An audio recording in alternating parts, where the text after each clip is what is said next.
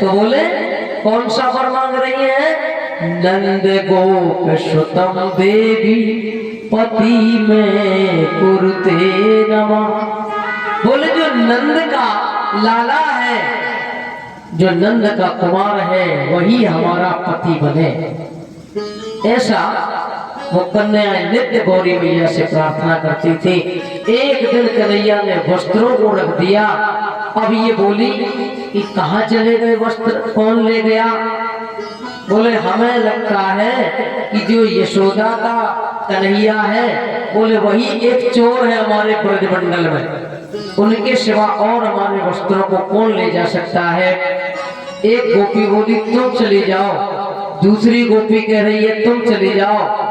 महाराज कन्याएं एक दूसरे से कह रही है। एक ने कहा अरे भगवान तो जल में भी है, थल में भी है, यत्र तत्र सर्वत्र है। तो दूर से बांसुरी का राग सुनाई दिया। बोले देखो वो बैठे कन्हैया। सभी कन्याएं एकत्रित हुई और ठाकुर जी के पास बोली, कहा कन्हैया हमें हमारे वस्त्र वापस लौटा दो। ठाकुर जी ने कहा तुमने एक अपराध किया है, जब तक क्षमा नहीं मांगोगी तुम्हारे वस्त्र वापस नहीं मिलेंगे। कन्याओं को कुछ पता नहीं है, अनजाने में ये सब हुआ।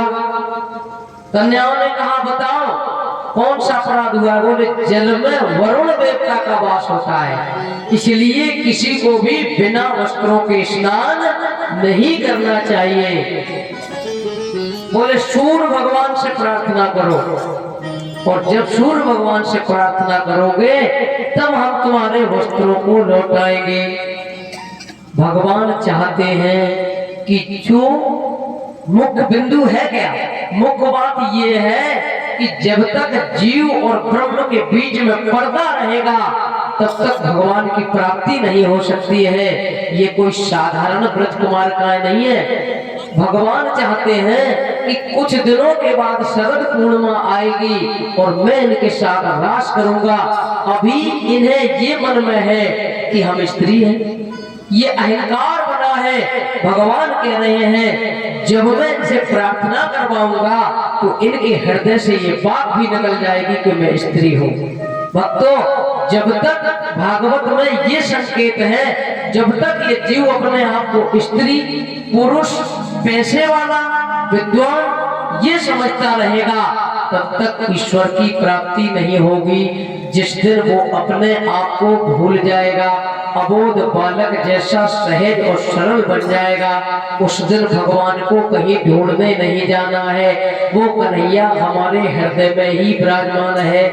बाहर बहुत सारी पर्दे हमने लगा रखी हैं। जिस दिन वो पर्दा हट गया, जिस दिन वो घूंघट हट गया, उसी दिन वो कन्हैया हम लोगों को प्राप्त हो जाएंगे। संतों ने क्या कहा? घूंघट के पट खोल री तुझे श्याम मिलेंगे। अरे घूंघट के पट खोल। बोले जिस दिन ये पर्दा हट गया उस दिन जीव और ब्रह्म का पावन मिलन हो जाएगा। महाराज आज भगवान ने वो वस्त्र लौटा दिए। भगवान ने कहा मैं तुम्हारी यही परीक्षा लेना चाह रहा था। भगवान ने वस्त्र लौटाए। अभी भगवान ने लिए कौन से वस्त्र थे? अज्ञान रूपी वस्त्र लिए थे। वापस क्या लौटाया? ज्ञान वापस लौटाया है। पहले अज्ञान रूपी जो वस्त्र था, जो कपट रूपी वस्त्र था, वो ले लिया ठाकुर जी ने, और इन्हें प्रेम रूपी, ज्ञान रूपी वस्त्र लौटा दिए हैं और कहा कि एक कन्याओं अब तुम मुझसे रास लीला के योग्य हो गई हो, अब तुम मेरे साथ रास कर सकती हो। ऐसा पावन दिव्य प्रसंग सुखदेव भगवान राजा परीक्षित को गंगा मैया के पावन तत्व श्रवण करा रहे।